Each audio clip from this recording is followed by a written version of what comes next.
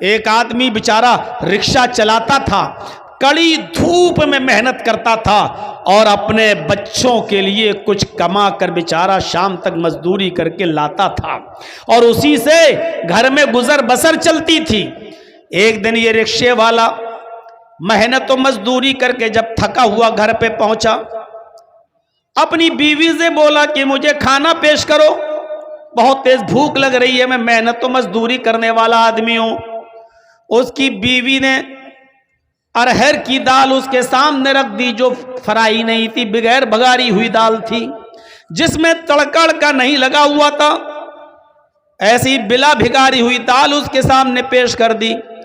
اس آدمی نے ناک اور منہ چڑھایا اور کہا کہ میری بیوی کم سے کم کچھ تو خیال کرو اپنے شوہر کا، ہم کو ایسی دال کھلا رہی ہو جو بگاری بھی نہیں ہے تم نے، جس میں تم نے تڑکا بھی نہیں لگایا، ایسی اٹھائی اور لا کر دے دی۔ محنت کرتا ہوں، مزدوری کرتا ہوں، صبح سے لے کے شام تک رکشہ کھینچتا ہوں، پیسنجرز کو بٹھاتا ہوں، محنت و مزدوری کا کام کرتا ہوں، میری بیوی اگر اچھا نہیں کھائیں گے تو طاقت کیسے آئے گی میرے اندر، اور تم نے بلا بھگاری ہوئی دال ہم کو دے دی۔ اس کی بیوی نے کہا کہ میرے پیارے شوہر، شکر ادا کرو کہ تمہیں دال بھی مل رہی ہے، شکر ادا کرو کہ تمہیں تازہ روٹی بھی مل رہی ہے، جو میں نے ابھی ابھی بنا کر تمہارے سامنے گرم گرم روٹی دی ہے۔ میرے پیارے شوہر، تمہیں اللہ کا شکر ادا کرنا چاہیے کہ تمہیں یہ دال بھی ملی ہے، اگرچہ بلا بھکاری ہوئی ملی ہے لیکن ملی تو ہے۔ تم نے محمد رسول اللہ صلی اللہ علیہ وسلم کی زندگی نہیں پڑھی۔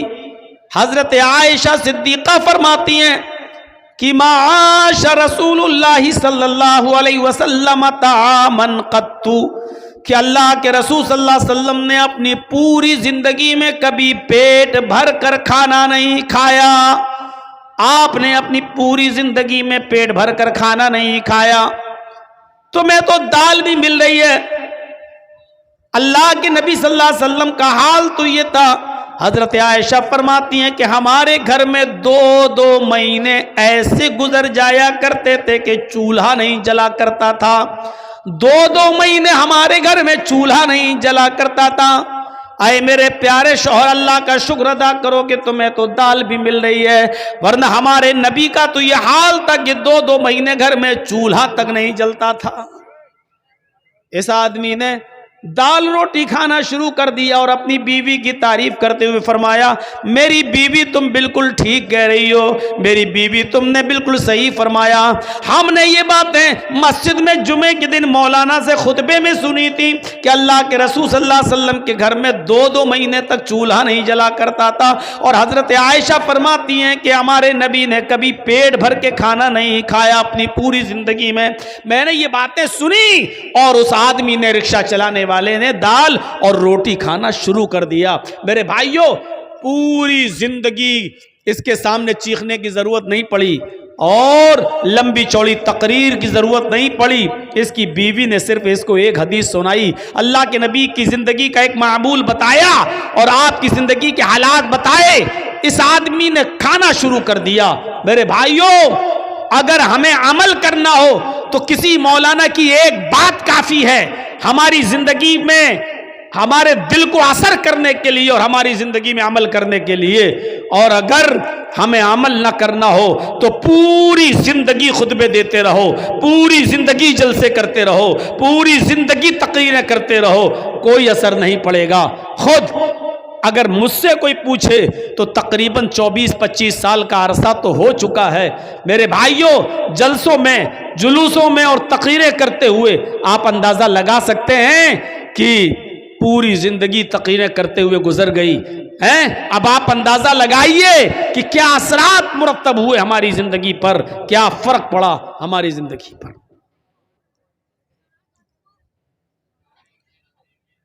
ابو الحاکم حمید الدین قریشی کا نام سنا ہوگا۔ ابو الحاکم حمید الدین، جس کے باپ کا نام تھا بہاؤالدین قریشی، کیچ اور مروان کا حکمراں تھا۔ कीज और मरवान का हाकिम गुजरा, बादशाह था, हाकिम वक्त था, और 21 साल तक इसने बड़ी शानदार हुकूमत चलाई। अपने बाप बहाउद्दीन के मरने के बाद अबुल हाकिम हमीदुद्दीन को जब हाकिम बनाया गया तो 21 साल तक हुकूमत चलाई। बीचों बीच शहर में, कीज में या मरवान में, इसका एक आलीशान बाग था, गार्डन। उस बाग के अंदर ये कभी कभी चहल कदमी के लिए जाया करता था अबुल हाकिम हमीदुद्दीन, और वहां थोड़ी देर आराम किया करता था। उस बाग की देखरेख के लिए उसने एक लौंडी, एक खादिमा को रख लिया था।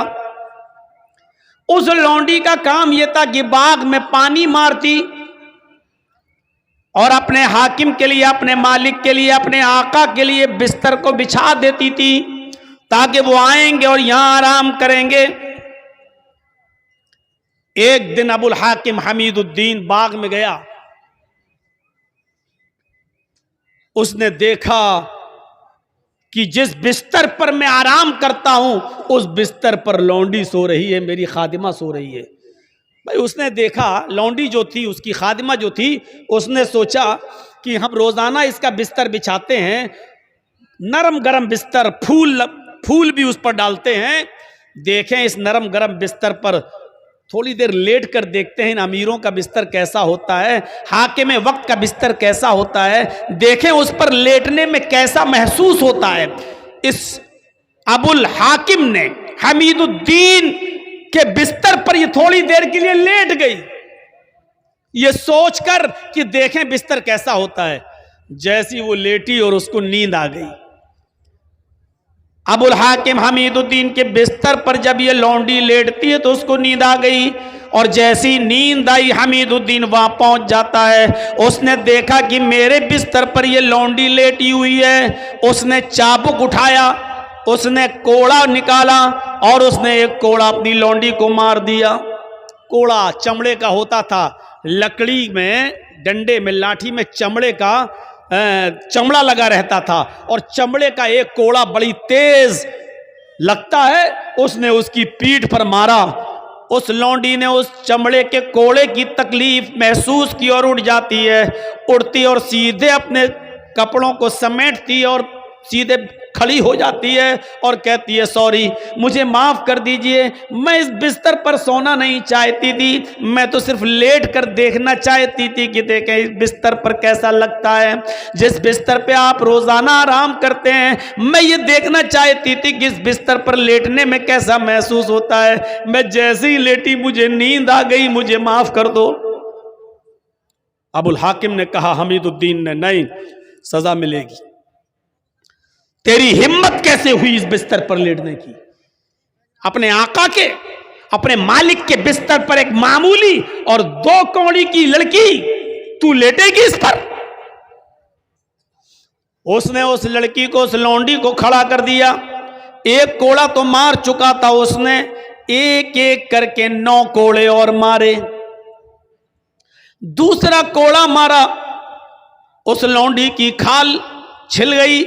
तीसरा कोड़ा मारा, खाल और फट गई। चौथा कोड़ा मारा, पूरी चमड़ी लाल पड़ गई। 5वां कोड़ा मारा, खून गिरने लगा। 6ठा और 7वां कोड़ा भी मारा, खून के कतरे अब जमीन के ऊपर गिरने लगे और उस लौंडी के कपड़े लाल होने लगे। लेकिन उस लौंडी ने हिम्मत बांध ली। ये एक एक कोड़ा मारता जाता और वो मुस्कुराती जाती। इसने एक और कोड़ा मारा, वो और तेज मुस्कुराई। इसने एक और कोड़ा मारा तो वो और तेज मुस्कुराई। जब ये 10 कोड़े मार चुका तो कहने लगा, ए लौंडी, मैं तुझे सजा देने के लिए मार रहा हूं, तुझे तकलीफ देने के लिए तुझ पर चोट कर रहा हूं और कोड़े पे कोड़ा बरसा रहा हूं, और तू है हंस रही है। क्या बात है, तुझे तकलीफ नहीं हो रही है? उस लौंडी ने जवाब दिया, उस लौंडी ने जवाब दिया कि मुझे तकलीफ तो बहुत हो रही है, हर कोड़े की तकलीफ मुझे हो रही है, हर कोड़े की तकलीफ मुझे हो रही है, लेकिन मैं मुस्कुरा रही हूं। अबुल हाकिम हमीदुद्दीन ने पूछा, तुम क्यों मुस्कुरा रही हो? اس نے کہا میں اس لیے مسکرا رہی ہوں کہ کچھ سوچ رہی ہوں۔ حمید الدین نے پوچھا کیا سوچ رہی ہے؟ میں تکلیف دینے کے لیے مار رہا ہوں اور تو مسکرا رہی ہے، اور کہہ رہی ہے تکلیف ہو رہی ہے پھر بھی مسکرا رہی ہے۔ کہاں دیکھ یہ خون کے قطرے دیکھ، یہ زمین پر ٹپکنے والا لہو دیکھ، میری پیٹھ جو چھل چکی ہے، کھال پھٹ گئی دیکھ، تکلیف نہیں ہو رہی تو یہ سب کیسے ہوا؟ لیکن اس کے باوجود میں کچھ اور سوچ کے ہنس رہی ہوں۔ ابو الحاکم حمید الدین نے پوچھا وہی تو میں سننا چاہتا ہوں، کیا سوچ کے ہنس رہی ہے؟ اس نے کہا میں یہ سوچ کر ہنس رہی ہوں کہ تھوڑی دیر تیرے بستر پر لیٹ گئی تو تیری عدالت میں مجھے یہ سزا ملی، تھوڑی دیر میں تیرے بستر پر سو گئی، تھوڑی دیر میں نے آرام کر لیا تو تیری عدالت میں مجھے یہ سزا ملی۔ میں تیرے بارے میں سوچ رہی ہوں کہ تو پوری زندگی عیش و آرام میں رہا ہے، تو پوری زندگی آرام سے سوتا ہے، تجھے تو کبھی تکلیف ہی نہیں ہوتی۔ جب تھوڑی دیر سونے میں تیری عدالت میں یہ تکلیف ہے، جب تھوڑی دیر آرام کرنے کی اور آرام سے سونے کی تیری عدالت میں یہ سزا ہے، تو اللہ کی عدالت میں اس آدمی کی سزا کیا ہوگی جو پوری زندگی عیش و آرام میں سوتا ہے، جس کو کبھی کوئی تکلیف نہیں پہنچتی، اس کی سزا اللہ کی عدالت میں کیا ہوگی؟ میں تیرے بارے میں سوچ رہی ہوں کہ اللہ کی عدالت میں تیری سزا کیا ہوگی۔ حمید الدین ابو الحاکم نے وہ کوڑا زمین پر پھینکا، اس لونڈی سے کہا جا میں نے تجھے آزاد کر دیا، جا آج کے بعد تو میری غلامی سے، میری لونڈیت سے نکل گئی، میں نے تجھے آزاد کر دیا، جا تجھے جہاں جانا ہو، آج کے بعد تو میری لونڈی نہیں۔ اور اس کے بعد میں حکومت چھوڑی، حکمرانی کو خیر آباد کہہ دیا، استعفیٰ دے دیا اور علماء کی صحبت میں چلا گیا، بہت بڑا داعی بن گیا، بہت بڑا مبلغ بن گیا، لوگوں کو دعوت و تبلیغ کا فریضہ انجام دینے لگا، لوگوں کو اللہ اور اس کے رسول کی باتیں بتانے لگا۔ اور ابو الحاکم حمید الدین کا انتقال جب ہوا تو وہ گمنامی کی موت مرا، آج تک پتہ نہیں چلا کہ ابو الحاکم کو حمید الدین کو دفن کہاں کیا گیا۔ پھر اس نے شہرت چھوڑ دی، نام کے لیے جینا چھوڑ دیا اور دعوت و تبلیغ کا فریضہ انجام دینا شروع کر دیا، اور پوری زندگی پھر گمنامی کی زندگی جیا۔ اس پورے واقعے کو بتانے کا مقصد میرا صرف یہ ہے کہ کوئی لمبی چوڑی تقریر نہیں ہوئی تھی، بہت زیادہ اس کے سامنے باتیں نہیں رکھی گئی تھی، صرف اس لونڈی نے اتنا کہا تھا کہ اگر تھوڑی دیر آرام کرنے کی سزا تیری عدالت میں میری یہ ہے تو تیری سزا اللہ کی عدالت میں کیا ہوگی جو پوری زندگی عیش و آرام کے ساتھ رہا۔ اتنی سی بات ابو الحاکم کو حمید الدین کو اثر کر جاتی ہے اور وہ نیک بن جاتا ہے، متقی بن جاتا ہے، پرہیزگار بن جاتا ہے، اور اس نے اپنی زندگی کے اندر ایک انقلاب پیدا کر لیا ہے اور گمنامی کی زندگی جیتا ہے، اور کب مرتا ہے پتہ نہیں چلتا۔ فطرت میں زندگی ہو تو ایک جملہ کافی ہے، اور فطرت میں زندگی نہ ہو تو پوری زندگی چیختے رہو، چلاتے رہو۔ بتایا نا کل بتایا تھا نا ابو طالب کا واقعہ، اللہ کے رسول پوری زندگی کہتے رہے چچا کلمہ پڑھ لو، اور آخری وقت بھی کہا قل یا عمی لا الہ الا اللہ فی اذنی، اے میرے چچا میرے کان میں کہہ دو لا الہ الا اللہ۔ لیکن ابو طالب کو کلمہ نصیب نہیں ہوا، فطرت میں زندگی نہیں تھی، بغیر کلمے کے دنیا سے رخصت ہو گیا اور جہنم کا مستحق ہو گیا۔ میرے پیارے ساتھیوں تصور کرو، فطرت میں زندگی ہو تو ایک جملہ کافی ہوتا ہے، ایک لفظ کافی ہوتا ہے، اور پوری زندگی کے دل میں بٹھانے کے لیے اور پوری زندگی کے عمل کرنے کے لیے۔ آج ہم کہاں ہیں؟ ہمارے پاس کہاں ہیں نیکیاں؟ ہے کوئی محاسبہ کرتا اپنی نیکیوں کا؟ چھوٹی سے چھوٹی نیکی کو بھی حقیر مت سمجھو، چھوٹی سے چھوٹی نیکی کو بھی حقیر مت سمجھو۔ قرآن پڑھیے، اللہ رب العالمین فرماتا ہے فَمَن يَعْمَلْ مِثْقَالَ ذَرَّةٍ خَيْرًا يَرَهُ وَمَن يَعْمَلْ مِثْقَالَ ذَرَّةٍ شَرًّا يَرَهُ۔ اگر ذرہ برابر بھی نیکی کرو گے تو اس کو بھی تم اپنے رب کے نام اپنے نام اعمال میں دیکھ لو گے، ذرہ برابر بھی برائی کرو گے تو اس کو بھی تم اپنے نام اعمال میں دیکھ لو گے۔ چھوٹی سے چھوٹی نیکی کو بھی حقیر مت سمجھو، اس میں کیا ہو جائے گا. کل میں نے بتایا تھا نا، چھوٹی سے چھوٹی نیکی، راستے سے گزر رہے ہیں، پتھر پڑا ہٹا دو، کانٹا پڑا ہٹا دو، یہ نہ سمجھو یار یہ کوئی نیکی ہے. چھوٹی سے چھوٹی نیکی کو بھی حقیر مت سمجھو. اللہ کے رسول ایک مرتبہ خطبہ دے رہے ہیں اور عورتوں کو مخاطب کر کے کہہ رہے ہیں، یا معاشر النساء، اے عورتوں کی جماعت، اے مستورات، اے عورتوں، تم اپنے گھر میں، تم اپنے گھر کے پڑوس میں رہنے والی کسی پڑوسن کو صدقہ اور خیرات کرنے میں کبھی حقارت محسوس مت کرنا.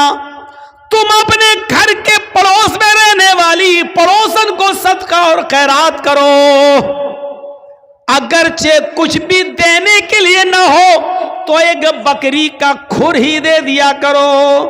بکری کا کھر ہی کیوں نہ ہو، بکری کا کھر، بکری جس سے چلتی ہے، یہ پیروں کا یہ نچلے والا حصے کو کھر کہا جاتا ہے نا. یہ عرب کے اندر سب سے گھٹیا چیز مانی جاتی تھی، سب سے کمتر چیز سمجھی جاتی تھی. تو اللہ کے نبی صلی اللہ علیہ وسلم کہہ رہے ہیں کہ آئے عورتوں، اپنے پڑوسن کو صدقہ اور خیرات کرو، اگرچہ بکری کا کھر ہی کیوں نہ ہو، بکری کا کھر بھی تمہیں دینا پڑے تو دے دو، صدقہ اور خیرات کرو، دو تم ان کو، صدقہ اور خیرات کرو. اس نیکی کو حقیر مت سمجھو. آئیے اور ایک اور روایت کی طرف میں تمہیں لے کے چلتا ہوں. بخاری کی روایت ہے، اللہ کے نبی صلی اللہ علیہ وسلم فرماتے ہیں، فاتقوا النار ولو بشق تمرہ. ولو بشق تمرہ پر غور کرو.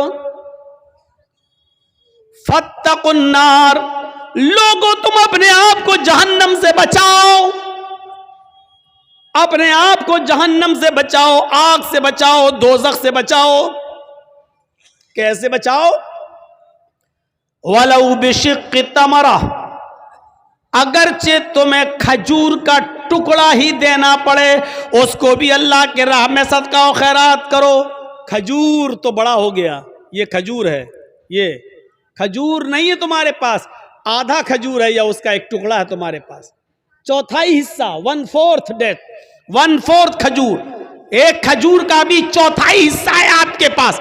اللہ کے نبی کہہ رہے ہیں کہ اگر وہ بھی تمہارے گھر پہ رکھا ہے، فاضل ہے، تو ولو بشق تمرہ، تو وہ بھی کسی نہ کسی غریب کو یا غریب کے بچے کو دے دو، کھلا دو اس کو، اپنے آپ کو جہنم سے بچاؤ. کھجور کے ٹکڑے کی حیثیت کیا ہے؟ کوئی آدمی کھجور کا ٹکڑا دے گا؟ پورا کھجور دے دے گا. اللہ کے نبی کہہ رہے کھجور تو چھوڑو، ولو بشق تمرہ، اگر تمہارے پاس کھجور کا ٹکڑا ہی ہو تو اس کو بھی دے دو. یعنی اس نیکی کو بھی حقیر مت سمجھو. ارے یار کیا ہے میرے پاس، یہ اس کا کیا ہو جائے گا، ایک کھجور کا ٹکڑا دیں گے تو اس کا کیا پیٹ بھر جائے گا بیچارے گا، کیا بھرے گا؟ نہیں، اللہ کے نبی اکسا رہے ہیں، ابھار رہے ہیں، اگر تمہارے پاس کھجور کا ٹکڑا ہو تو تم اس کو بھی صدقہ و خیرات کر کے اپنے آپ کو جہنم سے بچاؤ. فاتقوا النار ولو بشق تمرہ، اپنے آپ کو دوزخ سے، جہنم سے بچاؤ، اگرچہ تمہارے پاس کھجور کا ٹکڑا ہی کیوں نہ ہو، صدقہ و خیرات کرنے کے لیے کرو. وہ حدیث یاد ہے نا، بخاری کی، حضرت عائشہ فرماتی ہے کہ میرے پاس ایک مانگنے والی آئی، جاءتنی سائلہ، میرے پاس مانگنے والی آئی، ومعہا صبیان، اس کے ساتھ 2 چھوٹے چھوٹے بچے تھے. مانگنے لگی، میرے پاس ایک کھجور تھی، میں نے وہ کھجور لا کر اس عورت کو دے دیا. اس کھجور نے اس کے 2 ٹکڑے کر دیے، ایک ٹکڑا اس بچے کو دے دیا، ایک ٹکڑا اس بچے کو دے دیا، ایک ٹکڑا اس بچے کو دے دیا، ایک ٹکڑا اس بچے کو دے دیا، اور اپنا خود نہیں کھایا. ان دونوں بچوں نے آدھی آدھی کھجور کھا لی اور چلی گئی وہ عورت اپنے بچے کو لے کر، بچوں کو. اللہ کے نبی صلی اللہ علیہ وسلم جب گھر میں آئے تو حضرت عائشہ نے پورا منظر بیان فرمایا. تو اللہ کے نبی صلی اللہ علیہ وسلم نے فرمایا، وجبت علیہ الجنہ، عائشہ جو عورت اپنے بچوں کے کھانے پینے کی آزمائش میں مبتلا کر دی گئی، جو اپنے بچوں کی پرورش میں آزمائی گئی اور اس آزمائش میں پوری اترتی ہے، اس عورت کے اوپر جنت واجب ہے۔ یعنی اس عورت نے خود بھوکا رہ کر اپنے بچوں کو آدھی آدھی کھجور دے دی، اپنے بچوں کو ٹکڑے دے دیے کھجور کے، خود بھوکی رہ گئی، اللہ تعالیٰ نے اس عورت پر جنت واجب کر دی، یعنی اس عورت کے اوپر جنت فرض ہو گئی، جنت واجب ہو گئی۔ غور کیجئے، کھجور کا ایک کھجور تھی، حضرت عائشہ نے وہی دے دی۔ اب آپ کہو گے ایک کھجور میں کیا ہوتا ہے، نہ عورت کا پیٹ بھرا نہ بچوں کا، لیکن حضرت عائشہ نے ایک کھجور تھی وہی دے دی۔ مسلم شریف کی حدیث میں 3 کھجوروں کا ذکر ہے، ایک کھجور اس عورت، 3 کھجور حضرت عائشہ نے اس عورت کو دے دی، اس عورت نے ایک کھجور اس بچے کو دے دی، ایک کھجور اس بچے کو دے دی، اور ایک کھجور اپنے کھانے کے لیے رکھ لی۔ بچوں نے اپنی اپنی کھجوریں کھا لی، اور ماں جب کھجور کھانے لگی تو بچے اپنی ماں کے کھجور پر جھپٹ پڑے۔ ماں کو رحم آ گیا، ماں نے دیکھا کہ بیٹوں نے، میرے بچوں نے اپنی اپنی کھجوریں کھا لی، لیکن ابھی بھوکے ہیں، تو ماں نے اپنی کھجور نہیں کھائی، بلکہ اس کھجور کے 2 ٹکڑے کر کے آدھی اس کو دے دی، آدھی اس کو دے دی، اور ان بچوں نے یہ آدھی آدھی کھجور بھی کھا لی اور ماں نے خود کچھ نہیں کھایا۔ جب حضرت عائشہ نے یہ منظر اللہ کے نبی کو بتایا تو اللہ کے نبی کی آنکھوں میں آنسو آ گئے اور روتے ہوئے فرمایا وجبت علیہ الجنہ، اس عورت نے اپنے اوپر جنت واجب کر لی۔ کسی بھی نیکی کو حقیر مت سمجھو، چھوٹی سے چھوٹی نیکی کو بھی حقیر مت سمجھو۔ حضرت ابو بکر صدیق کے دور خلافت میں قحط پڑ گیا، قحط مطلب سوکھا، لوگوں کے پاس کھانے پینے کے لیے اناج نہیں ہے، غلہ نہیں ہے، سوکھا پڑ گیا، ابو بکر کا زمانہ ہے۔ حضرت عثمان غنی رضی اللہ تعالیٰ عنہ کے پاس ملک شام سے غلہ لدا ہوا، اونٹ آئے تھے جس پر غلہ لدا ہوا تھا، اور اونٹ کتنے تھے؟ 1000 اونٹ، 100 نہیں، 10 20 نہیں، 100 200 نہیں، 1000 اونٹ تھا جس پر اناج لدا ہوا تھا، غلہ لدا ہوا تھا۔ جب مدینے کے تاجروں کو پتہ چلا کہ اب عثمان غنی کے پاس 1000 اونٹ ہے غلے سے لدے ہوئے، تو ان کے پاس آئے اور کہنے لگے اے عثمان، کیا ان غلے کو بیچو گے؟ حضرت عثمان نے کہا مجھے پروفٹ کیا دو گے، نفع کیا دو گے؟ فرمایا آپ کے 10 روپے کا مال ہم 12 روپے میں لینے کے لیے تیار ہیں، 10 درہم کا مال 12 درہم میں لینے کے لیے تیار ہیں۔ حضرت عثمان نے فرمایا پھر چھوڑو، مجھے اس سے بھی زیادہ پروفٹ مل رہی ہے۔ کہا کہ اچھا 13 لے لو، آپ کا ہر 10 درہم کے مال پر 13 درہم ہم سے لے لو، ہم اس کو بیچیں گے جتنا چاہیں گے، قحط پڑا ہوا ہے، سوکھا پڑا ہوا ہے، ہمارا مال تو بکی جائے گا، آپ 10 کے درہم پر 13 درہم لے لو۔ حضرت عثمان کہتے ہیں مجھے اس سے بھی زیادہ مل رہا ہے، اور لاسٹ میں بولی لگتی ہے اے عثمان ہم 10 کا مال 15 درہم میں لینے کے لیے تیار ہیں۔ حضرت عثمان کہتے رہنے دو، 10 درہم پر تم 15 درہم دو گے، لیکن مجھے اس سے بھی زیادہ پروفٹ مل رہی ہے۔ تب تمام لوگ اٹھ گئے، جتنے بھی بزنس مین تھے وہ اٹھ گئے اور کہنے لگے عثمان اگر اس سے زیادہ تمہیں مل رہا ہے تو اسی کو دے دو، ہم لوگ چل رہے ہیں، ہم لوگ جا رہے ہیں۔ جب وہ جانے لگے جتنے بزنس مین تھے تو پلٹ کر کہنے لگے عثمان ہم جا تو رہے ہیں، ہمیں اب نہیں چاہیے، 10 کا مال ہم 15 میں لینے کے لیے تیار ہیں، اس سے زیادہ ہم نہیں دے سکتے، اور آپ کہہ رہے ہیں اس سے بھی زیادہ ہمیں مل رہا ہے۔ مدینے کے سارے بزنس مین یہاں موجود ہیں، میری نظر میں اب کوئی باقی نہیں ہے، جو جتنا بڑا بزنس مین ہے وہ یہاں موجود ہے اور ہم سب لوگ یہاں ہیں۔ پھر مجھے اتنا تو بتا دو کہ 10 کا مال 15 میں لینے کے لیے ہم لوگ تیار ہیں، اس سے زیادہ تمہیں کون دے رہا ہے؟ سارے بزنس مین تو یہاں موجود ہیں، پھر تمہیں 10 کا مال 15 سے زیادہ لینے میں کون تیار ہے تمہارا؟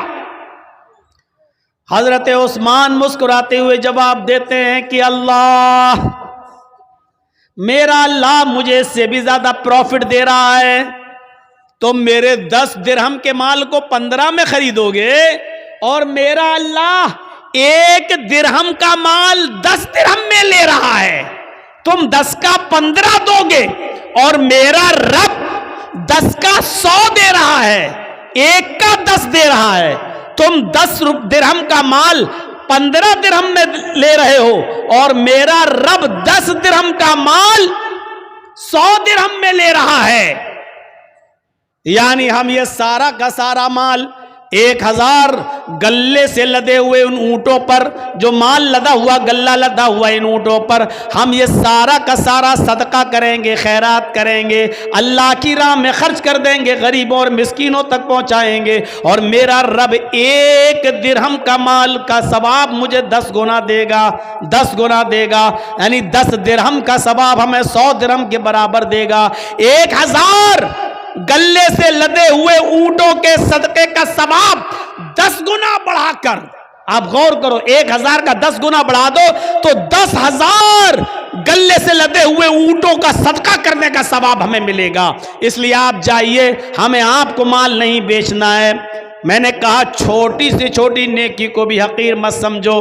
دیکھو حضرت عثمان غنی کو 10 کا 15 مل رہا تھا، لیکن اس کے باوجود غریبوں میں اور مسکینوں میں سارا کا سارا مال لٹا دیا، خرچ کر دیا، فی سبیل اللہ دے دیا۔ اب دیکھو یہاں تو مدرسوں کے لیے تعاون کے لیے کتنا منانا پڑتا ہے، کتنے جھانسے دینا پڑتے ہیں، کتنا بوتل میں اتارنا پڑتا ہے، تب جا کر 100 روپے اور 200 روپے اور 500 روپے اور 1000 روپے ہماری جیب سے نکلتے ہیں۔ حضرت عثمان غنی کی سخاوت سے سیکھو۔ 1000 گلے سے لدے ہوئے اونٹ، یہ بھی نہیں کہا چلو 1 اونٹ کا مال ہم خرچ کر دیتے ہیں اللہ کی راہ میں، نہیں، پورا کا پورا 1000 اونٹ گلے سے لدے ہوئے سب کا سب خرچ کر دیا، اور سب کا سب صدقہ و خیرات کر دیا۔ یہ جذبہ تھا، یہ جذبہ تھا حضرت عثمان غنی کا۔ چھوٹی سے چھوٹی نیکی کو بھی حقیر مت سمجھو۔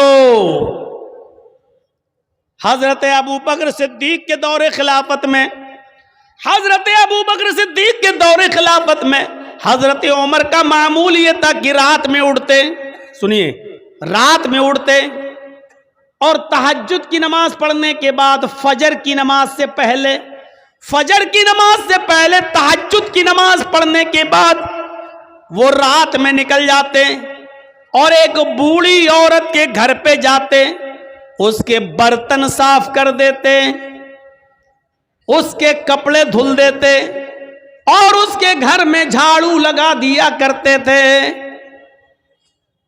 کسی نیکی کو حقیر مت سمجھو۔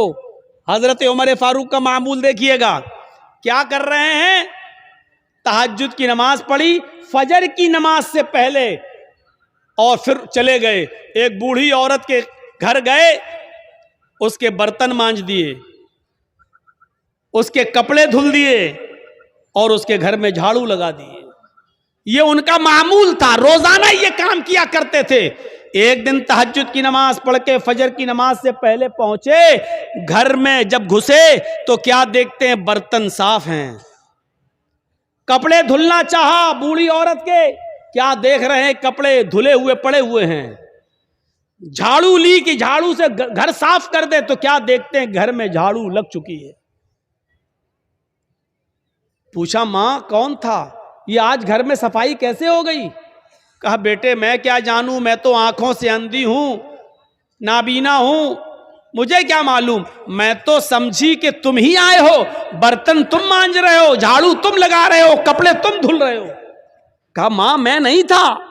کہا بیٹا مجھے نہیں معلوم پھر کون تھا۔ حضرت عمر فاروق دوسرے دن بھی یہی ٹائم پر آئے تو کیا دیکھتے ہیں؟ دوسرے دن بھی برتن مانجے جا چکے ہیں۔ کیا دیکھتے ہیں کہ دوسرے دن بھی برتن مانج کر ختم ہو، برتن مانجے جا چکے ہیں، جھاڑو لگ چکی ہے، کپڑے دھلے ہوئے ہیں۔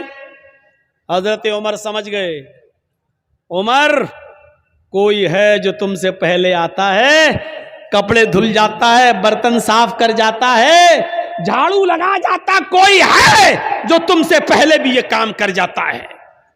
پتہ لگانا چاہیے کہ کون ہے۔ اب حضرت عمر جاسوسی کرنے لگے چپکے سے، دیکھیں کہ کون ہے۔ تو تہجد کی نماز پڑھ کے آئے اور چپکے سے چھپ گئے ایک درخت کی آڑ میں۔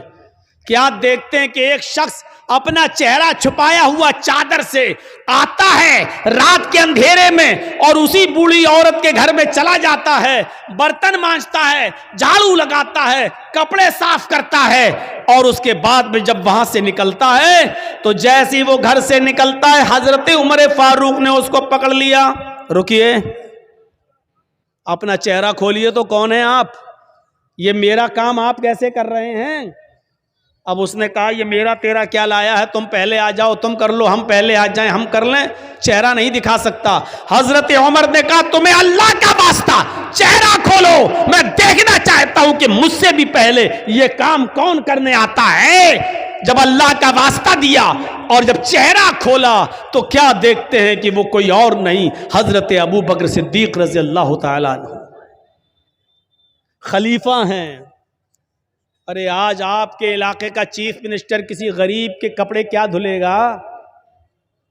آپ کے یہاں کا معمولی مکھیا اور سرپنچ بھی, آپ کے علاقے کا معمولی مکھیا اور معمولی سرپنچ بھی کسی غریب کے, کسی بوڑھی عورت کے کپڑے اپنے ہاتھ سے نہیں دھل سکتا ہے. حضرت ابو بکر صدیق رضی اللہ تعالیٰ عنہ خلیفۃ المسلمین ہیں, خلیفۃ المومنین ہیں, اور کیا حضرت عمر دیکھتے ہیں کہ کون کپڑے صاف کر رہا ہے؟ ابو بکر صدیق. کون ہے ابو بکر صدیق جو برتن مانج رہے ہیں؟ کون ہے جو گھر میں جھاڑو لگا رہا ہے؟ ابو بکر صدیق. میرے پیارے ساتھیوں, میں بتانا یہی چاہتا تھا کہ کسی بھی نیکی کو حقیر مت سمجھو, چھوٹی سے چھوٹی نیکی, یہ جھاڑو لگانا میرے بھائیو ایک معمولی نیکی ہے, لیکن حضرت ابو بکر صدیق جھاڑو لگا رہے ہیں. برتن مانج دینا کوئی بہت بڑا کام نہیں ہے. اگر کسی آدمی کو اپنی انسلٹ کا خیال ہو تو بھلے ہی نہ مانجے, ورنہ برتن مانجنا کوئی بہت بڑا کام نہیں ہے. برتن مانج دینا, کپڑے دھل دینا, جھاڑو لگا دینا, یہ کوئی بہت بڑا کام نہیں ہے. لیکن حضرت ابو بکر ان کاموں کو بھی حقیر نہیں سمجھا کرتے تھے, حضرت عمر ان کاموں کو بھی حقیر نہیں سمجھا کرتے تھے. اس لیے فرمایا کوئی بھی چھوٹا سی چھوٹی نیکی کو بھی حقیر مت سمجھو. کھجور نہ ہو, کھجور کا ٹکڑا ہی صدقہ و خیرات کرو. میرے پیارے ساتھیوں, ان چیزوں کو اپنے ذہن میں رکھیے, ان چیزوں کو اپنے ذہن میں رکھیے. مسلمان وہ ہوتا ہے جو چھوٹی سے چھوٹی نیکی کو بھی معمولی نہیں سمجھتا ہے, اور مسلمان مومن وہ ہوتا ہے جو چھوٹے سے چھوٹا گناہ کو بھی پہاڑ سمجھتا ہے. ایک چیز یاد رکھیے گا, مسلمان کون ہوتا ہے جو چھوٹی سی چھوٹی نیکی کو بھی حقیر نہ سمجھے. مسلمان کون ہوتا ہے جو چھوٹے سے چھوٹے گناہ کو پہاڑ کے برابر سمجھے, بہت بڑا سمجھے. اور منافق کون ہوتا ہے جو بڑے سے بڑے گناہ کو بھی معمولی سمجھے. منافق کون ہوتا ہے جو بڑے سے بڑے گناہ کو بھی یہ سمجھے کہ ناک پر مکھی بیٹھی تھی ایسے اڑایا اور اڑ گئی, یعنی بڑے سے بڑے گناہ کو بھی وہ سمجھتا ہے جیسے ناک پر بیٹھی ہوئی مکھی کو اڑا دیا. یہ منافق ہوتا ہے, منافق. اندازہ لگا رہے ہیں آپ؟ مسلمان کبھی چھوٹی سے چھوٹی نیکی کو بھی حقیر نہیں سمجھتا, اور کوئی چھوٹے سے چھوٹے گناہ کو بھی معمولی نہیں سمجھتا بلکہ بہت بڑا گناہ سمجھتا ہے. صحابہ کرام فرماتے ہیں, اے لوگوں جن گناہوں کو تم معمولی سمجھ کر جاتے ہو, ہم اللہ کے نبی کے زمانے میں, ہم رسول اللہ صلی اللہ علیہ وسلم کے زمانے میں, ہم چھوٹے سے چھوٹے اور معمولی سے معمولی گناہ کو بھی پہاڑ کے برابر سمجھا کرتے تھے, پہاڑ کے برابر جانا کرتے تھے. ہم نبی اکرم صلی اللہ علیہ وسلم کے زمانے میں معمولی سے معمولی گناہ کو بھی پہاڑ کے برابر سمجھا کرتے تھے. اور مسلمان کی پہچان یہ ہے کہ اس کے سامنے ایک راستہ مصیبت کا ہو اور دوسرا راستہ معصیت, گناہ اور نافرمانی کا ہو. ایک راستہ تو ہو مصیبت کا, پریشانی کا, اور دوسرا راستہ ہو گناہ کا. تو مسلمان وہ ہوتا ہے جو مصیبت کے راستے کو اختیار کر لیتا ہے لیکن گناہ کے راستے کو اختیار نہیں کرتا. اب میں مثال دوں گا, ذرا سنیے گا میرے پیارے ساتھیوں.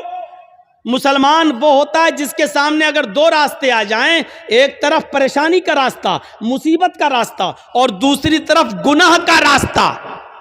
کوئی کام کرنے میں پریشانی ہے اور اس کام کو نہ کرنے میں عیش و آرام ہے، عیش و آرام ہے لیکن گناہ ہے، تو مسلمان وہ ہوتا ہے جو پریشانی اور مصیبت کا راستہ اختیار کرتا ہے.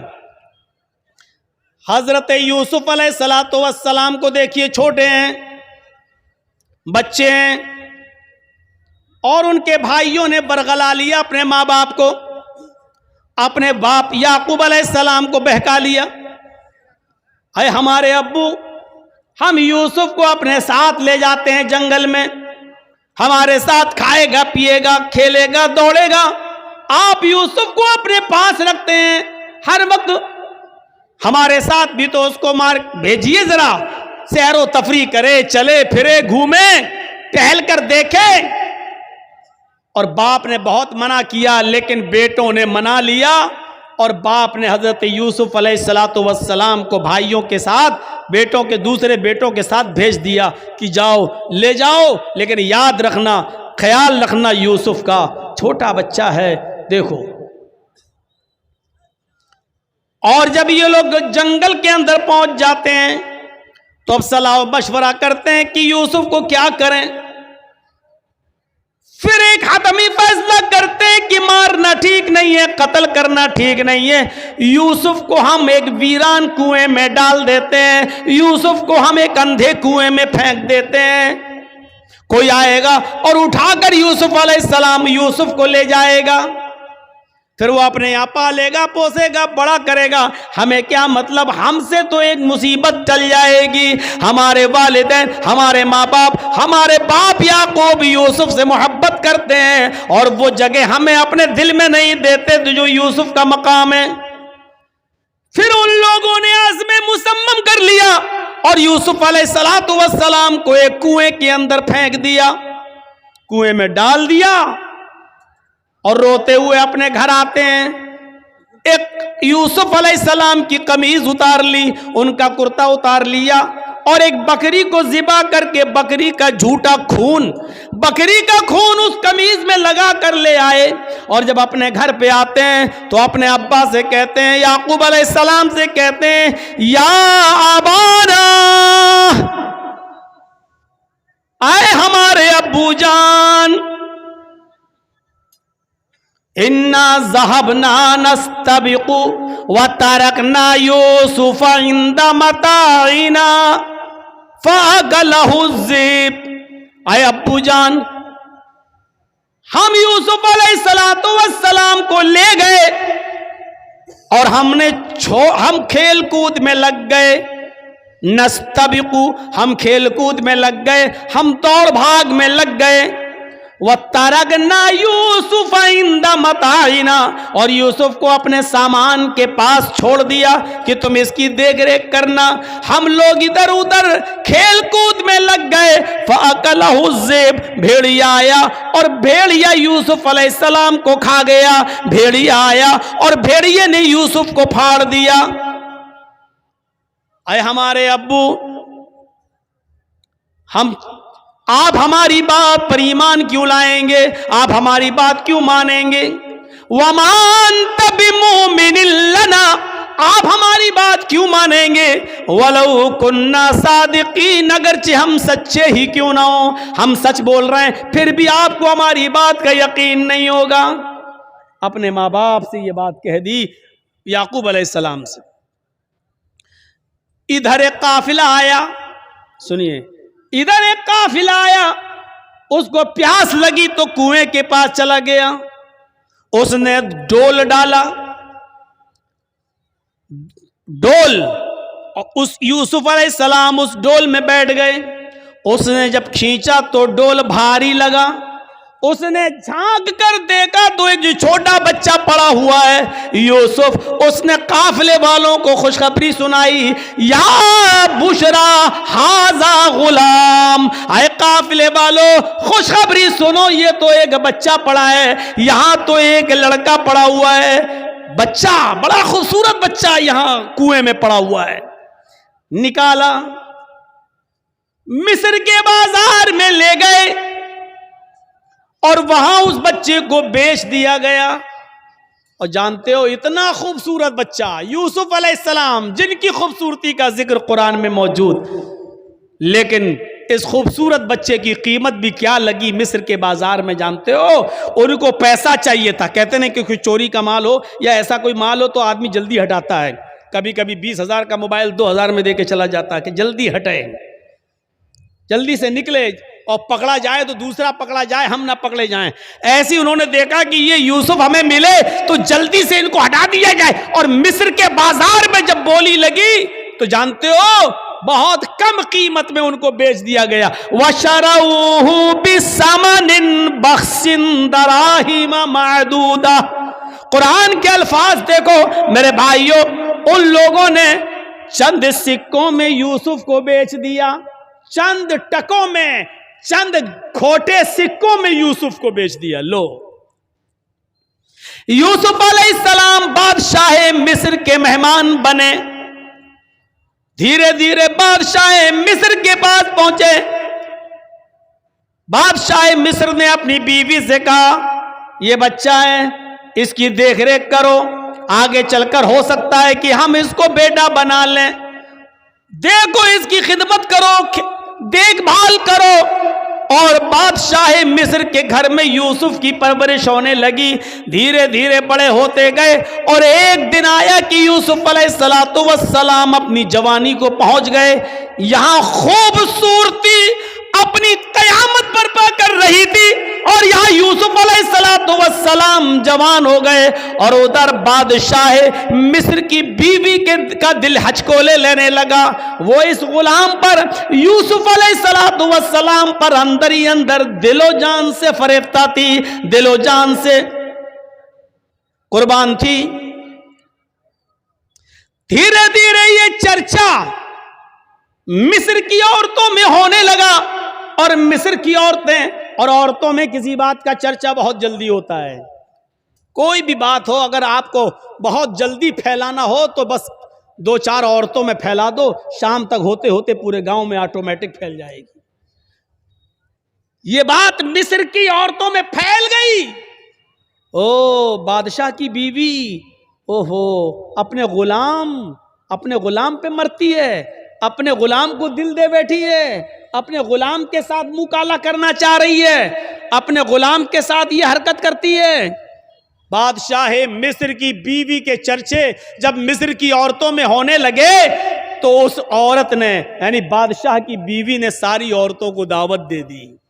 غور کیجئے, ساری عورتوں کو دعوت دے دی, سب کے سامنے پھل رکھ دیے, سب کو چھریاں دے دی. اور جب وہ پھلوں کو کاٹنے لگی تو اس عورت نے, بادشاہ مصر کی بیوی نے یوسف علیہ السلام سے کہا اے یوسف ان عورتوں کے سامنے سے گزر جاؤ. یوسف علیہ السلام ان عورتوں کے سامنے سے گزر رہے ہیں, اپنی مالکن کی بات ماننا پڑے گی. یوسف علیہ السلام اپنے مالک کی بیوی کی بات مانتے ہوئے ان عورتوں کے سامنے سے گزر رہے ہیں. جب ان عورتوں کے سامنے سے گزرے تو ان عورتوں نے جب یوسف علیہ السلام کو دیکھا, یوسف علیہ السلام کو دیکھا, قرآن کہتا ہے وہ پھل کاٹ رہی تھی, بجائے پھل کاٹنے کی وَقَطَّعْنَ أَيْدِيَهُنَّ, انہوں نے اپنی انگلیاں کاٹ ڈالی, انہوں نے اپنے انگلیوں پر چھریاں چلا لی, اپنی انگلیوں کو کاٹ ڈالا. اور جب یوسف پر نظر پڑی تو چیخ پڑی مَا هَذَا بَشَرٌ إِنْ هَذَا إِلَّا مَلَكٌ كَرِيمٌ. یہ کوئی انسان نہیں ہے, مَا هَذَا بَشَر, یہ کوئی انسان نہیں ہے, ان هَذَا إِلَّا مَلَكٌ کریم, نہیں یہ تو ایک معزز اور مکرم فرشتہ نظر آتا ہے, یہ کوئی انسان لگتا ہی نہیں ہے. دیکھو کتنا خوبصورت ہے, کتنا حسین و جمیل ہے, یہ کوئی انسان نہیں, یہ تو کوئی بزرگ فرشتہ نظر آ رہا ہے. مطلب سمجھ رہے ہیں؟ ابھی صرف بادشاہ کی بیوی فریفتہ تھی یوسف پر، اب مصر کی ساری عورتوں نے دل دے بیٹھا یوسف کو. ہر عورت چاہنے لگی کہ یوسف ہمارے ہو جائیں، یوسف ہمارے ہو جائیں. ایک فتنہ کھڑا ہو گیا. اب بادشاہ کی بیوی نے کہا دیکھا، دیکھ لیا تم نے، اب بتاؤ اس میں میری کیا غلطی ہے؟ اس کو میں نے بہت بہکایا، اپنی طرف مائل کیا، لیکن یہ بچا رہا. اور پھر یوسف کے سامنے دھمکی دیتی ہے بادشاہ کی بیوی، اے عورتوں، اے مصر والیوں سنو، اگر یوسف نے میری بات نہیں مانی، میری خواہش پوری نہیں کی، میں اس سے جو چیز چاہتی ہوں، اگر میرا مطالبہ اس بچے نے، اس لڑکے نے، اس غلام نے اگر پورا نہیں کیا تو یہ جیل میں سڑے گا، یا سخت سے سخت سزا میں اس کو دلاؤں گی، سخت سے سخت سزا دلواؤں گی یا جیل میں سڑے گا. اب یوسف علیہ السلام کو جب دھمکی ملتی ہے تو یوسف علیہ السلام کے پاس دو ہی راستے تھے. ایک راستہ تو یہ تھا مصیبت کا، اس عورت کی بات نہ مانیں اور جیل میں چلے جائیں، یہ مصیبت کا راستہ تھا. میں نے کہا نا، مومن کے لیے اگر ایک طرف مصیبت کا راستہ ہو اور ایک طرف گناہ کا راستہ ہو، معصیت کا، تو مومن مصیبت کا راستہ اختیار کر لیتا ہے لیکن گناہ کا راستہ اختیار نہیں کرتا. یوسف علیہ السلام کے سامنے دو راستے تھے. یا بادشاہ مصر کی بیوی نے کہا کہ اگر اس نے میری بات نہیں مانی تو اس کو سخت سے سخت سزا دلواؤں گی یا جیل کے اندر سڑے گا. یوسف علیہ السلام کے پاس دو ہی راستے تھے. ایک راستہ یہ تھا کہ بادشاہ کی بیوی کی بات مان لیں اور جو وہ کہہ رہی ہے اس کی مرضی کو پورا کر دیں. اگر ایسا کر لیتے، بادشاہ کی بیوی کی بات مان لیتے تو پانچوں انگلی گھی میں تھی. بادشاہ کی بیوی ان کو بچاتی بھی، بادشاہ کی بیوی ان کا خیال بھی رکھتی، بادشاہ کی بیوی ان کو تنہائی کا موقع بھی دیتی، بادشاہ کی بیوی ان کی عزت و تکریم بھی کرتی، بادشاہ کی بیوی ان کو اچھی طریقے سے ان کی حفاظت بھی کرتی، سب کچھ کرتی، اور جو وہ چاہتے وہ ان کو ملتا رہتا. لیکن یہ راستہ گناہ کا راستہ تھا، یہ راستہ معصیت کا راستہ تھا. اب دوسرا راستہ یوسف علیہ السلام کے سامنے یہ تھا کہ میں اس غلط راستے پر نہیں چلوں گا. تو وہ عورت کہہ رہی ہے میں جیل میں ڈلوا دوں گی، میں سخت سے سخت سزا دلواؤں گی.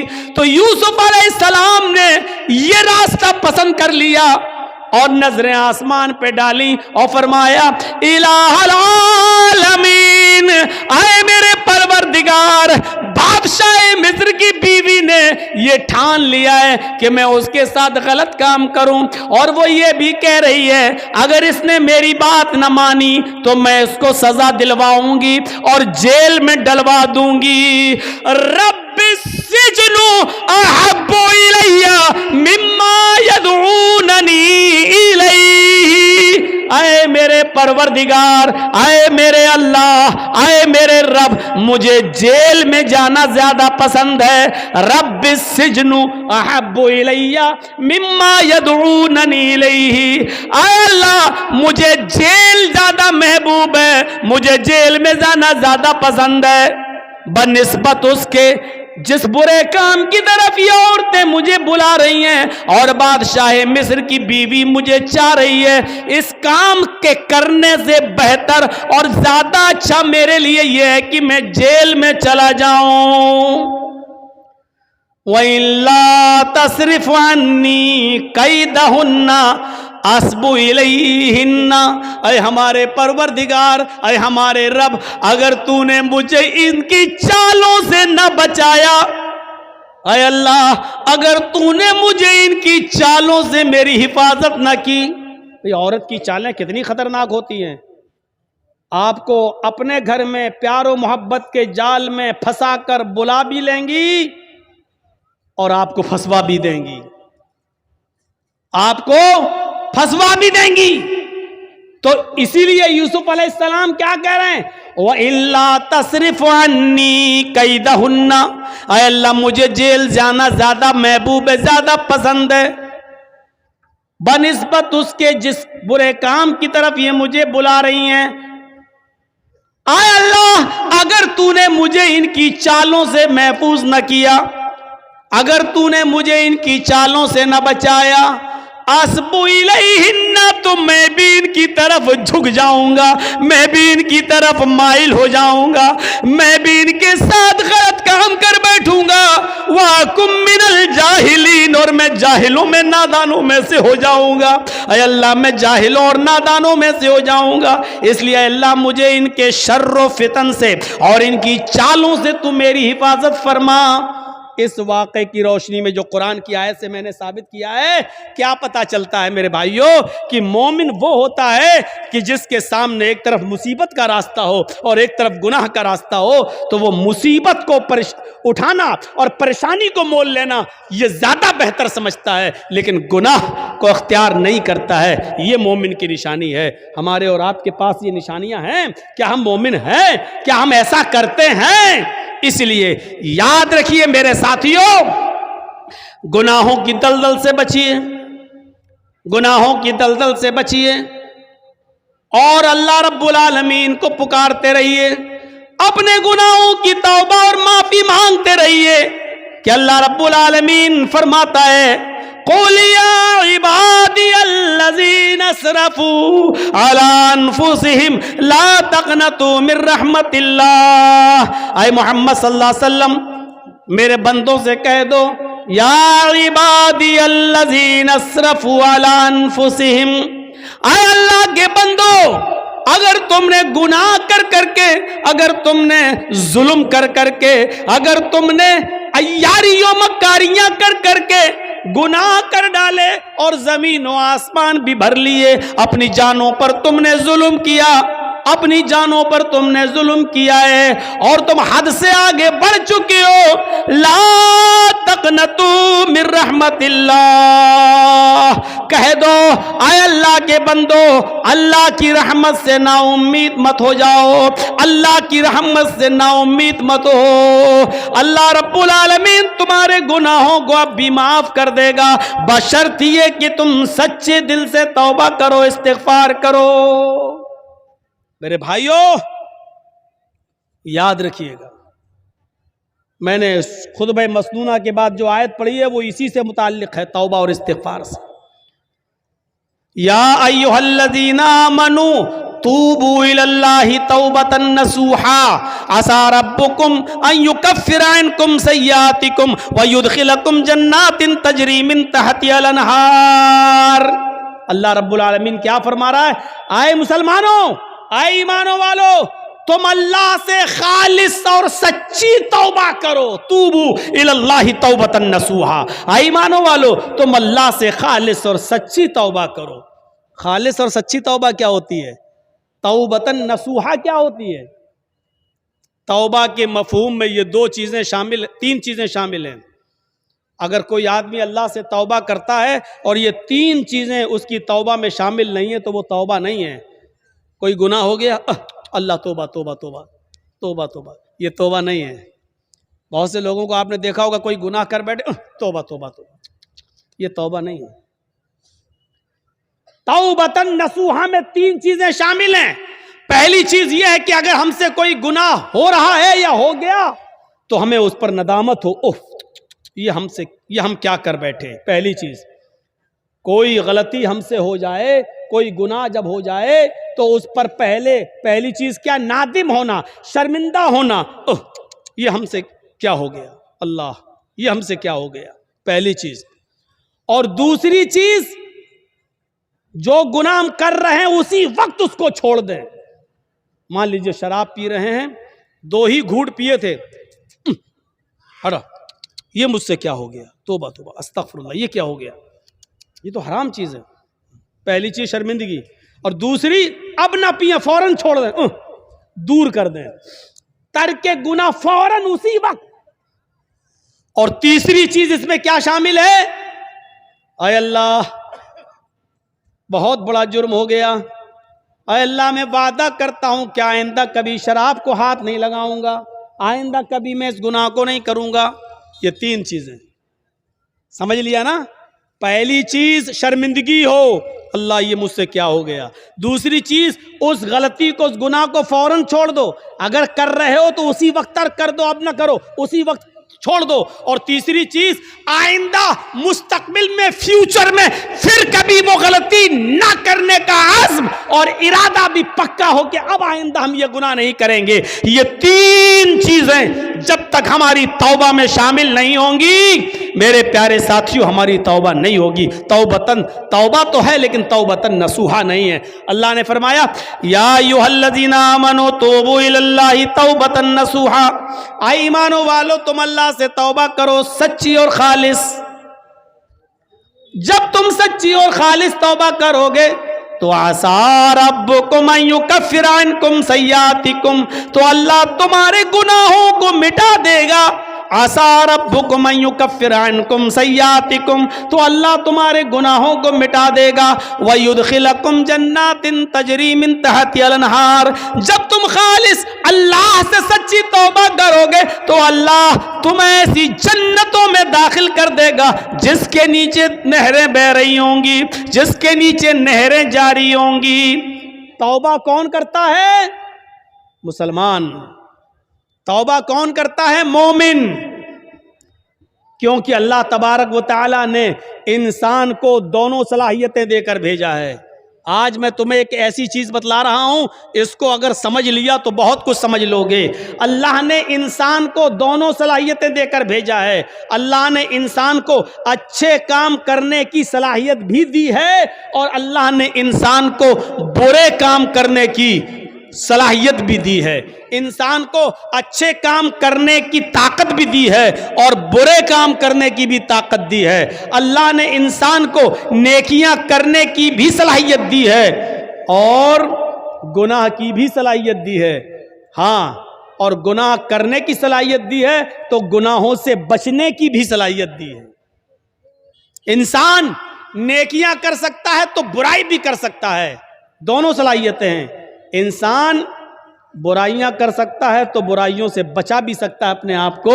یہ دونوں صلاحیتیں دے کر اللہ تعالیٰ نے انسان کو بھیجا ہے۔ یہ صلاحیت اللہ نے فرشتوں کے اندر نہیں رکھی ہے۔ اللہ نے فرشتوں کو صرف نیکیاں کرنے کی صلاحیت دی ہے، گناہ کرنے کی صلاحیت فرشتوں کے پاس نہیں ہے۔ کسی فرشتے سے کہو جوا کھیل کے دکھاؤ تو کوئی فرشتہ جوا نہیں کھیل سکتا۔ کسی فرشتے کو کبھی آپ نے سنا ہے کہ اس نے شراب پی؟ نہیں پی سکتا۔ کیوں؟ کیونکہ اللہ تعالیٰ نے فرشتوں کو گناہ کرنے کی صلاحیت دی ہی نہیں ہے۔ اللہ نے انسان کو گناہ کرنے کی بھی صلاحیت دی اور نیکی کرنے کی بھی صلاحیت دی، اور یہی انسان کا کمال ہے۔ کمال جانتے ہو؟ انسان کے مکمل ہونے کی دلیل یہی ہے۔ فرشتے مکمل نہیں ہیں، انسان مکمل ہے۔ اسی لیے اللہ تعالیٰ نے انسان کا درجہ فرشتوں سے بھی بلند رکھا ہے، بلند، فرشتوں سے بھی بلند رکھا ہے۔ کیوں؟ کیونکہ فرشتوں نے اللہ کو دیکھا، فرشتوں نے جنت دیکھی، فرشتوں نے جہنم دیکھی۔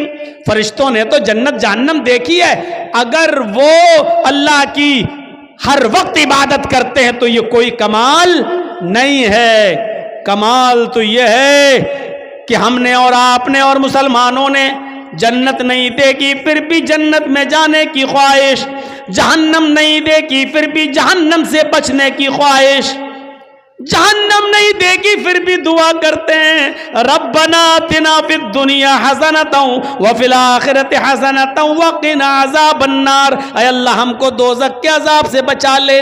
ہم نے اور آپ نے دوزخ جہنم نہیں دیکھی پھر بھی یہ دعا کرتے ہیں ربنا اصرف عنا عذاب جہنم ان عذابها کان غراما، اے اللہ جہنم کا عذاب ہم سے پھیر دے، جہنم کا عذاب ہم سے ہٹا لے۔ ان عذابها کان غراما، تیرا عذاب بہت ہی زیادہ سخت اور چمٹنے والا ہے۔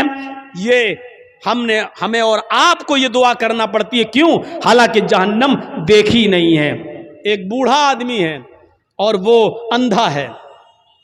ایک اندھا آدمی جا رہا ہے اور راستے سے خوبصورت لڑکی چلی آ رہی ہے، خوبصورت، حسین و جمیل، بلا کی حسین و جمیل، لیکن ایک اندھا نوجوان جا رہا ہے، اس بیچارے کو لڑکی دکھائی نہیں دے رہی ہے۔ اس میں اس اندھے کا کیا کمال ہے؟ اب وہ اندھا اس لڑکی کو دیکھ ہی نہیں پا رہا ہے، اس کے حسن و جمال کو دیکھ ہی نہیں پا رہا ہے، تو اس میں اندھے کا کیا کمال ہے؟ اگر اندھا اس لڑکی کو نہیں چھیڑتا ہے، یا اندھا اس لڑکی کے قریب نہیں جاتا ہے، یا اس لڑکی سے کچھ گفتگو نہیں کرتا ہے اور اس لڑکی کو نہیں دیکھ رہا، تو اس میں اندھے کا کیا کمال ہے بھائی؟ اس کو تو دکھتا ہی نہیں ہے۔ کمال تو اس نوجوان کا ہے جو پوری طریقے سے جوان ہو چکا ہے اور سامنے سے خوبصورت لڑکی آ رہی ہے، بلا کی حسینہ ہے، اس کی نظریں اٹھیں لیکن اس نے اپنے نگاہوں کو نیچا کر لیا، فوراً نگاہ کو جھکا لیا، باوجود اس کے کی آنکھیں تھیں، باوجود اس کے کہ اس لڑکی کو دیکھ سکتا تھا، باوجود اس کے کہ یہ اس لڑکی سے باتیں کرنے پر قادر تھا، طاقت تھی اس کے پاس سب کچھ، لیکن اس کے باوجود اس نے اپنے آپ کو بچایا اور نظریں نیچی کر لی۔ یہ ہے انسان کا کمال کہ طاقت ہونے کے باوجود دیکھنے کی نہیں دیکھ رہا ہے۔ یہ ہے کہ اس لڑکی کے پاس جا سکتا تھا لیکن نہیں جا رہا ہے، طاقت ہونے کے باوجود اس اپنے آپ کو بچا رہا ہے۔ یہ ہے کمال میرے بھائیوں۔ اسی لیے میدان محشر میں قیامت کے دن جو لوگ عرش الہی کے سائے میں ہوں گے، جو لوگ قیامت کے دن جن کو عرش الہی کا سایہ نصیب ہوگا، ان لوگوں میں ایک شخص وہ بھی ہوگا، ان لوگوں میں ایک شخص وہ بھی ہوگا میرے بھائیوں جس کو دنیا میں کسی خوبصورت لڑکی نے بلایا، رجل طلبت امرأۃ ذات منصب و جمال فقال انی اخاف اللہ، جس کو خوبصورت لڑکی نے گناہ کرنے کی دعوت دی کہ آؤ، اس کے پاس وقت بھی ہے، اس کے پاس پیسہ بھی ہے، اس کے پاس ٹائم بھی ہے، اس کو کوئی لڑکی حسین و جمیل دعوت نظارہ بھی دے رہی ہے، اس کو غلط کام کے لیے بلا بھی رہی ہے اور اس کو سارے موقع بھی فراہم کر رہی ہے، اس کے پاس بھی موقع، اس کے پاس بھی موقع، اس کے پاس بھی ٹائم ہی ٹائم، اس کے پاس بھی ٹائم ہی ٹائم۔ زنا کی طاقت ہونے کے باوجود اور سارے اسباب ہونے کے باوجود، سارے راستے کھلے ہوئے ہونے کے باوجود بھی میرے بھائیوں اس آدمی نے اس لڑکی سے کہہ دیا انی اخاف اللہ، تم اپنا گھر جاؤ، تم اپنا راستہ دیکھو، میں اپنا راستہ دیکھتا ہوں، مجھے اللہ سے خوف ہے، میں اللہ سے ڈرتا ہوں، میں تمہارے قریب نہیں آ سکتا، میں تمہاری بہکی بہکی باتوں کا شکار نہیں ہو سکتا، انی اخاف اللہ، مجھے اللہ کا ڈر ہے، میں تیرے قریب نہیں آؤں گا۔ جس نے اللہ کا خوف دکھایا اور اس لڑکی کو دھکا دے دیا، نہیں مجھے تم سے دوری اختیار کرنا، موقع ہونے کے باوجود، لڑکی کی پرمیشن ہونے کے باوجود، لڑکی کی اجازت ہونے کے باوجود اس نے اس کو ہٹایا اور اللہ سے ڈرتے ہوئے اپنے آپ کو بچا لیا۔ یہ ہے کمال۔ ایسا انسان قیامت کے دن عرش الہی کے سائے میں ہوگا، جب قیامت کے دن اور کوئی دوسرا سایہ نہیں ہوگا۔ میرے بھائیوں فَأَلْهَمَهَا فُجُورَهَا وَتَقْوَاهَا، ہم نے انسان کو دونوں صلاحیتیں دے کر بھیجا ہے، انسان کو گناہ کی طاقت بھی دی ہے اور نیکیوں کی طاقت بھی دی ہے۔ انسان نیکی کا کام بھی کر سکتا ہے اور گناہ کا کام بھی کر سکتا ہے، لیکن کمال تو یہ ہے کہ گناہ کرنے پر طاقت ہونے کے باوجود گناہ نہ کرے۔ فرشتے گناہ کر ہی نہیں سکتے کیونکہ گناہ کی طاقت ہی نہیں ہے، اور ہم اور آپ گناہ کر سکتے ہیں، گناہ کی طاقت ہونے کے باوجود ہم گناہ نہ کریں، تو یہ ہے کمال۔ اور اسی لیے انسان کا درجہ اللہ رب العالمین نے فرشتوں سے بھی بلند کر دیا۔ کیوں؟ کیونکہ اس کے اندر گناہ کی طاقت تھی لیکن اس کے باوجود اس نے اپنے آپ کو بچا لیا۔ یہ کرامن کا یہ فرشتے جو ہیں کرامن کاتبین جو ہمارے کاندھوں پر رہتے ہیں، مجال ہے کبھی کسی لڑکی کے ساتھ زنا کر لیں، اللہ نے یہ طاقت دی نہیں ہے ان کو۔ قبر میں فرشتے آتے ہیں حساب و کتاب کے لیے، منکر نکیر، مجال ہے کہ کوئی فرشتہ کسی عورت کے ساتھ زنا کر لے؟ نہیں۔ کیوں؟ اللہ نے طاقت ہی نہیں دی زنا کی۔ زنا کی طاقت انسان کے پاس ہے اور طاقت ہونے کے باوجود اپنے آپ کو زنا سے بچا لے، یہ ہے فرشتوں سے بھی بڑا کام، یہ ہے بڑا دل گردے کا کام۔ اور جس نے اس کام کو اب کر لیا، انجام دے لیا، طاقت ہونے کے باوجود اپنے آپ کو بچا لیا. میرے بھائیوں اس کا مقام و مرتبہ فرشتوں سے بلند ہے, فرشتوں سے بلند. وَيُدْخِلَكُمْ جَنَّاتٍ تَجْرِي مِن تَحْتِهَا الْأَنْهَارُ, اللہ ایسی جنتوں میں تمہیں داخل کرے گا جس کے نیچے نہریں بہ رہی ہو. آؤ ایک اور نظریے سے سمجھو. جس کے اندر گناہ کرنے کی صلاحیت نہیں تھی, یعنی فرشتے, جس مخلوق میں گناہ کرنے کی صلاحیت نہیں تھی, اللہ نے اس کو زمین کا خلیفہ بھی نہیں بنایا. اور جن لوگوں میں گناہ کرنے کی صلاحیت تھی اللہ نے ان کو خلیفۃ الارض بنا دیا. یعنی انسان کو, آدم کو خلیفۃ الارض, زمین کا خلیفہ بنایا. کیوں؟ اور دیکھیے گناہ کرنے کی پریکٹس کیسے ڈالی گئی. گناہ ایک خطا کرائی گئی حضرت آدم علیہ السلام سے. آج ہماری بات کو تھوڑا سا دوسرے حساب سے سنیے گا. آدم علیہ السلام کا پہلے پتلا بنایا, پھر اس میں روح ڈالی, پھر ان کو جنت میں داخل کیا, پھر ان کی پسلی سے حوا کو بنایا اور حوا کو بھی ان کے ساتھ جنت میں داخل کر دیا اور کہا کلو وشربو, خوب کھاؤ پیو ہیں جنت کے اندر. اور ایک آرڈر دے دیا اللہ نے کہ فلا تقربا هذه الشجرہ, اے آدم اور اے حوا تم دونوں اس درخت کے پاس مت جانا, بس اس درخت کے قریب مت جانا. اے آدم و حوا تم دونوں اس درخت کے قریب مت جانا, بس. دیکھیے اللہ کو تو معلوم ہی تھا کہ آدم و حوا اس درخت کے قریب جائیں گے. اللہ نے تو پہلا انتظام ہی کر لیا تھا. دنیا رچانا تھی, دنیا بسانا تھی, اس لیے اللہ کے علم میں پہلے ہی تھا. اس لیے اللہ رب العالمین نے ڈائریکٹ آدم سے گناہ نہیں کرایا, بلکہ شیطان کو بھیجا. شیطان نے انہیں بہکایا اور آدم و حوا دونوں کو درخت کے قریب لے گیا. حوا کے کہنے پر کہ کھا لو, یہ تو ہمارا ہمدرد ہے. شیطان نہیں, یہ تو ہمارا ہمدرد ہے. اور اس کے بہکانے میں آ کر آدم و حوا دونوں نے وہ پھل کھا لیا. بس یہی خطا حضرت آدم اور حوا سے ہوئی نہیں بلکہ کرائی گئی. غلطی ان سے کرائی گئی اور اللہ کو پہلے معلوم تھا. جیسی آدم و حوا دونوں نے اس درخت کے پھل کو کھایا, جنتی لباس ان کے جسم سے اتر گیا. انہوں نے بڑے بڑے پتوں سے, درخت کے بڑے بڑے پتوں سے, جنت کے درختوں کے پتوں سے اپنا جسم چھپایا. یہ انسان کی فطرت ہے, یہ انسان کی فطرت ہے. آج آپ دیکھ سکتے ہو علاقوں میں گھوم گھوم کر کہ کون کس پوزیشن میں رہتا ہے. میرے بھائیوں آدم کی بیوی ہے حوا, اور میاں بیوی میں کوئی پردہ نہیں ہے, لیکن اس کے باوجود جب جنتی لباس دونوں کے جسم سے اترا تو انہوں نے جنت کے درختوں کے بڑے بڑے پتوں سے اپنے سطر کو چھپایا, اپنے شرمگاہ کو, اپنے سطر کو چھپایا. یعنی سطر چھپانا یہ انسان کی فطرت میں داخل ہے. میرے پیارے ساتھیوں پھر اللہ رب العالمین نے دونوں کو جنت سے باہر کر دیا.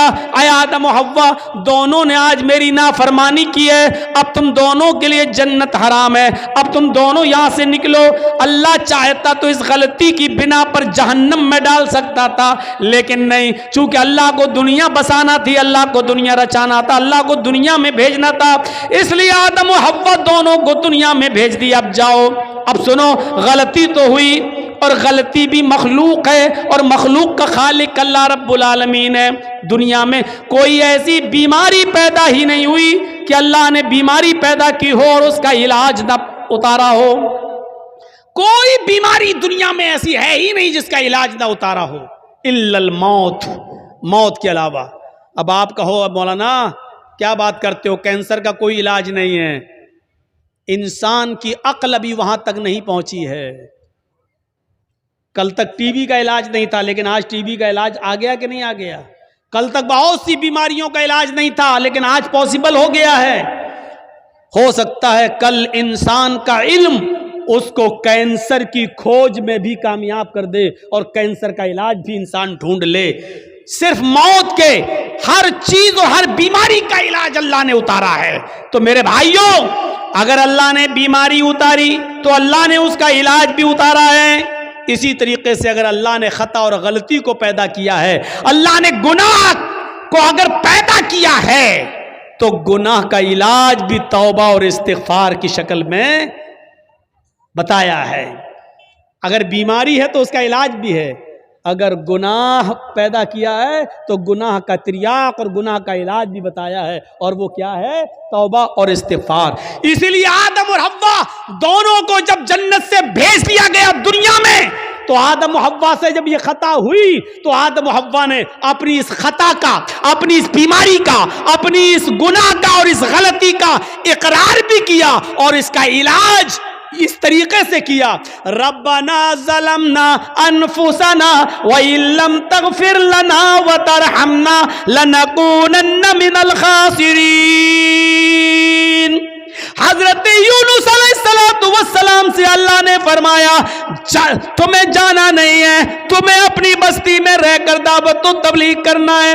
یونس نہیں مانے، اللہ کی مرضی کے بغیر، اللہ کے حکم کے بغیر چل دیے، ایک خطا کی، ایک غلطی کی، اللہ نے ان کو سمندر میں کشتی میں اسے پلٹوا دیا، مچھلی نے ان کو نگل لیا۔ یونس علیہ السلام سے خطا ہوئی، یونس علیہ السلام سے غلطی ہوئی، اللہ کا حکم نہیں مانا، اب اس غلطی کے اقرار بھی کر رہے ہیں اور اس غلطی کا علاج توبہ کی شکل میں، استغفار کی شکل میں کر رہے ہیں۔ لا الہ الا انت سبحانک انی کنت من الظالمین۔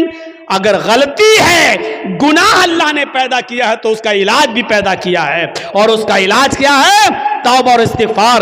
حضرت آدم سے غلطی ہوئی، جنت سے نکالے گئے اور دنیا میں آئے تو کیا کہا؟ ربنا ظلمنا انفسنا وَإِن لَّمْ تَغْفِرْ لَنَا وَتَرْحَمْنَا لَنَكُونَنَّ مِنَ الْخَاسِرِينَ۔ اے ہمارے پروردگار، ہم دونوں نے اپنے آپ پر بہت بڑا ظلم کیا ہے، اگر تو نے ہماری مغفرت نہ فرمائی اور ہم پر رحم نہ فرمایا، لا نکونن من الخاسرین، تو ہم نقصان اٹھانے والوں میں سے ہو جائیں گے، ہم بہت زیادہ نقصان اٹھانے والوں میں سے ہو جائیں گے۔ اور اسی وجہ سے دیکھیے، آپ دیکھیے کیسا جواب، ترکی بترکی جواب۔ ادھر اللہ رب العالمین شیطان کو بھی بھگا رہا ہے، رام دہ درگاہ کر رہا ہے، اے شیطان، اے ابلیس، ہم نے کہا تھا آدم کو سجدہ کر، فَسَجَدُوا إِلَّا ابلیس، سارے فرشتوں نے آدم کو سجدہ کیا سوائے ابلیس کے، ابا، انکار کر دیا، وَاسْتَكْبَرَ، اور تکبر میں آ گیا۔ اے ابلیس، ہماری نافرمانی کرنے کے عوض تجھے بھی نکالا جا رہا ہے، راندہ درگاہ کیا جا رہا ہے۔ تو جانتے ہو ابلیس نے کیا کہا تھا؟ جانتے ہو شیطان نے کیا کہا تھا؟ جب شیطان کو نکالا گیا، اللہ نے راندہ درگاہ کیا، تو شیطان نے چیلنج دیتے ہوئے کہا تھا اللہ سے کہ اے اللہ الہ العالمین، ہم نے آدم کو سجدہ نہیں کیا، تجھے تو سجدہ کرتا تھا، تیری عبادت تو کرتا تھا، میں نے آدم کو سجدہ نہیں کیا، وہ مٹی سے پیدا ہے، میں آگ سے، میں اپنے سے کمتر مخلوق کے سامنے نہیں جھکا، ارے میں نے آدم کو سجدہ نہیں کیا تو تو مجھے نکال رہا ہے، جبکہ میں تجھے سجدہ کرتا تھا۔ روئے زمین پر، پوری کائنات پر 4 انگلی کے برابر بھی کوئی جگہ ایسی خالی نہیں جہاں شیطان نے اللہ کو سجدہ نہ کیا ہو، اتنا سجدہ کرتا تھا وہ اللہ کو، اتنی عبادت کرتا تھا اللہ کی، لیکن ایک بات نہیں مانی، آدم کو سجدہ کرو، نہیں کیا اس نے۔ ارے ہم تو کتنی نافرمانی کرتے ہیں اللہ کی، اور اتنی عبادتیں بھی نہیں ہماری۔ ہم اپنا انجام سوچیں، اپنے بارے میں ذرا غور کریں۔ شیطان نے تو چپے چپے پر سجدہ کیا تھا، 4 انگلی کے برابر بھی کوئی جگہ ایسی نہیں جہاں شیطان نے سجدہ نہ کیا ہو، ہر جگہ سجدہ۔ لیکن اللہ نے کہا آدم کو سجدہ کرو، نہیں مانی اس کی بات، نہیں اللہ، میں مٹی سے، آگ سے، اور وہ مٹی سے، آگ مٹی کے سامنے جھکے گی؟ اللہ نے کہا نکلو، اور جب نکالا گیا تو کیا کہا اس نے چیلنج دیتے ہوئے؟ قسم ہے مجھے اپنے تکبر کی، اے اللہ الہ العالمین، آدم کی وجہ سے تو مجھے نکال رہا ہے نا، آدم کی وجہ سے تو مجھے نکال رہا ہے نا، میں آخری سانس تک تیرے بندے آدم اور آدم کی اولاد سے گناہ کے کام کراتا رہوں گا، دنیا میں بھی میں ان سے گناہ کے کام کراتا رہوں گا، ہم تیرے بندے آدم سے اور آدم کی اولاد سے آخری سانس تک ان سے غلط کام کراتا رہوں گا، اور ان کو گناہوں کی دلدل میں ڈال کر आखिरी सांस तक उनसे गुनाह के काम करा कर उनको आखिरी दम तक उनसे गुनाह कराता रहूंगा और उसी गुनाह पर उनको वो मौत आएगी और अपने साथ लेकर हम उनको जहन्नम में जाएंगे। आए अल्लाह, कसम है मुझे अपने तकब्बुर की कि मैं तेरे बंदे आदम और आदम की औलाद से आखिरी सांस तक गुनाह कराता रहूंगा और उनको कयामत के दिन अपने साथ जहन्नम में ले जाऊंगा। तो उधर अल्लाह ने उसके चैलेंज को कबूल करते हुए तुर्की ब तुर्की जवाब दिया, ऐ इब्लीस, जा तू मेरे बंदे को आखिरी वक्त तक बहका, जा तू आदम की औलाद से आखिरी वक्त तक गुनाह के काम करा, जा, मैं तुझे इजाजत देता हूं, आखिरी वक्त तक तू मेरे बंदों को बहकाता रहे और उनसे गुनाह के काम कराता रहे और तू उनको अपने साथ जहन्नम में ले जाता रहे। जा, मुझे तेरा ये चैलेंज कबूल है, लेकिन कसम है मुझे भी अपने इज्जत और जलाल की, मैं भी अपने बंदे के आखिरी वक्त तक की तौबा को कबूल करता रहूंगा। मैं अपने बंदे के आखिरी वक्त तक के गुनाह को माफ कर दूंगा अगर उसने सच्ची और खालिस तौबा की, यानी तौबतन नसूहा। अगर मेरे बंदे ने खालिस और सच्ची तौबा की तो मैं अपने बंदे की उस तौबा को कबूल करके और आखिरी वक्त तक के गुनाह को माफ करके अपने बंदों को जन्नत में दाखिल करता रहूंगा।